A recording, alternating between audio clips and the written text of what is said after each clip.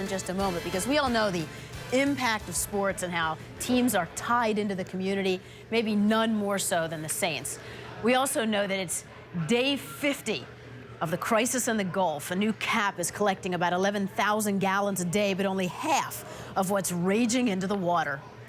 In Buras, Louisiana, the New Orleans Saints trying to do their part, touring a wildlife center and holding a rally, continuing their inspirational connection to the Gulf Coast community. Any type of help is welcome as oil spews into the waters, destroying wildlife and crushing the region's fishing industry.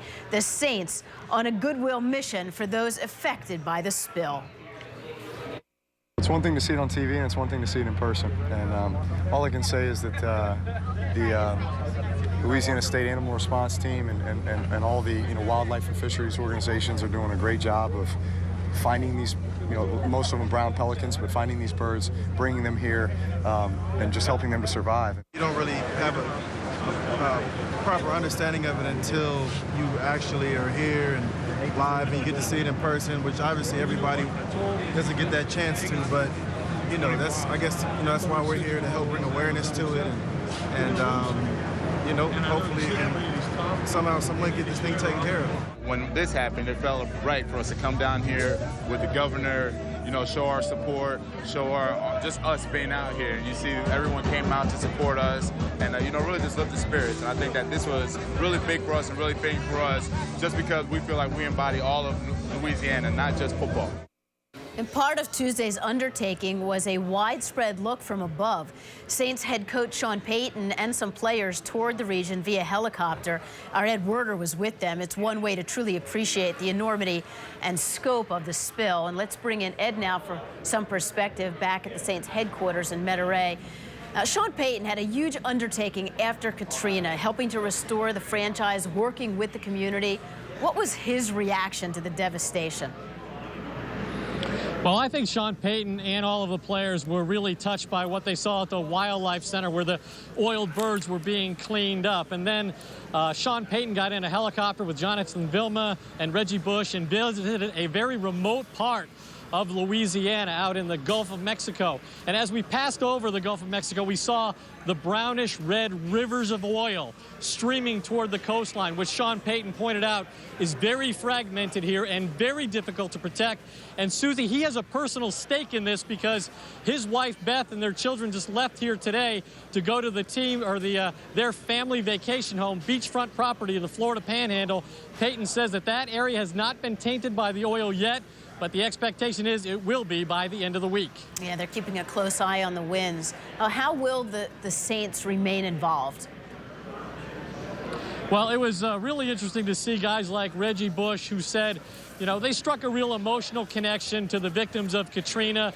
They always felt like, as late as the Super Bowl last year, that they were playing for their city and for all that it had endured, and now they are beleaguered once again. Reggie Bush saying that, it's really a terrible disaster that's been felt by the people here, but it's a resilient, strong-willed football team, and that's what this community is. He said, Susie, that it would take an end-of-the-world type of experience to put the Saints and the Louisiana people down for good. Ed, as always, thanks. After Katrina, the Saints helped to lift a community, and in turn, the community helped inspire the Saints to the Super Bowl. Just how far can emotion carry a team?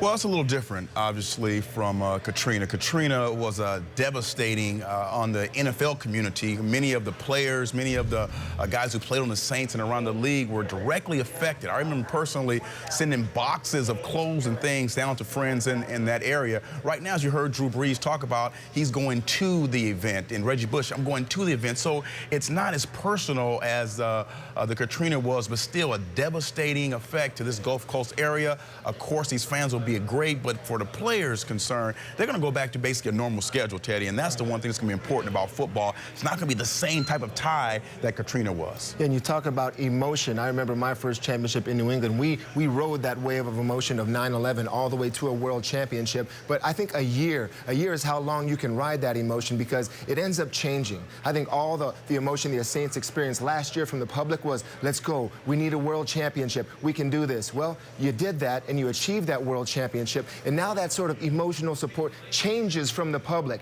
Now you get a lot of attaboys, a lot of pats on the back, and then this is emotional support that you have to ignore, to stay focused on your job, on your task of winning another Super Bowl. This is great what they're doing. You know, this is great what they're doing to continue that connection with the community, but there's going to come a time where it's got to get to football. They're not going to sneak up on anybody anymore. Right. You know, everybody knows they're the world champion now, so they've got to put the public support behind them, all the attaboys, the pats on the back, and then play good football. Well, it takes a lot of energy, especially to come off a Super Bowl, to try to repeat. And, I mean, we're talking about this. These are things that are affecting major communities.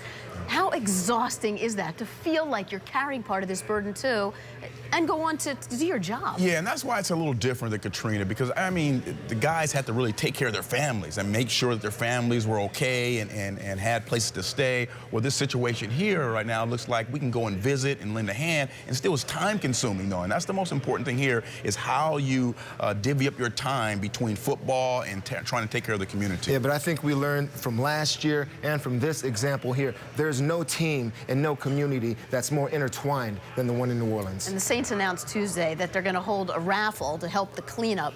For just a $2 ticket, you have a chance at an authentic Super Bowl ring. I might get into that. Hey, man. How many? You don't Yeah, need any play for more. the Saints. Only, you know, Saints alumni. That's $2 on it. He doesn't need another one. What are you, Yeah, exactly. what are you talking about? It's a good cause.